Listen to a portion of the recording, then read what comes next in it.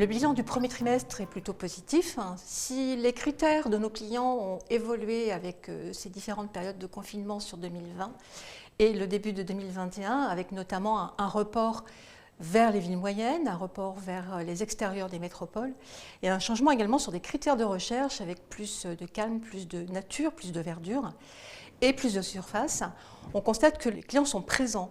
Ils sont toujours demandeurs, le marché est toujours aussi dynamique, que ce soit dans les grandes villes ou les villes en région. Alors sur Paris, nous constatons comme fin 2020 un réajustement des prix sur la capitale, avec, on peut le constater, quelque chose de très logique puisque nous parlons d'une envie d'aller vers les extérieurs, vers les périphéries, vers les villes moyennes, donc les habitants parisiens ont beaucoup souffert de la partie confinement et notamment du premier confinement et sont plutôt à vouloir aller vers les extérieurs. Ceux qui souhaitent rester sur Paris sont plutôt à tendance à vouloir renégocier les prix, notamment sur les biens qui sont des biens avec travaux ou des biens qui auraient quelques défauts.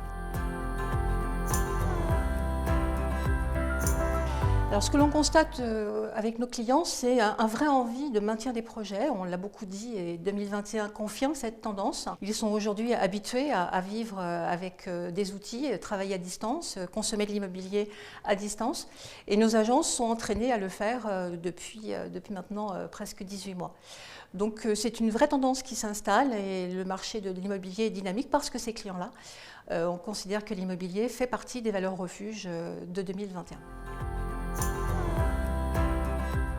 Tous ces changements de code dans l'esprit et l'approche de nos clients de la consommation de leurs projets immobiliers avec l'arrivée du télétravail provoquent également un phénomène qui a été constaté fin 2020 qui s'installe durablement dans le temps.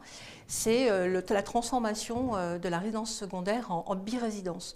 L'idée pour les clients est plutôt d'avoir un pied-à-terre proximité en centre-ville d'un lieu de travail, de commodité très forte d'accès au médical par exemple, mais de pouvoir aller prendre l'air avec la famille dans une résidence qui avant était la résidence du week-end et qui devient aujourd'hui carrément une deuxième résidence principale. Et cette tendance s'installe dans le temps et on le constate partout, que ce soit en région ou dans les villes moyennes. Dernier phénomène constaté, les primo-accidents qui sont dans cette dynamique de volonté d'aller vers les villes moyennes, vers les extérieurs et cette notion de birésidence. Primo-accidents qui fuient sûrement les métropoles en raison des prix élevés de celles-ci ou carrément pour un choix de vie parce qu'ils n'ont pas envie d'investir dans les métropoles, ne sachant pas ce que l'avenir va leur réserver. Les perspectives de 2021 sont plutôt bonnes, on le voit, il y a une vraie résilience du marché de l'immobilier.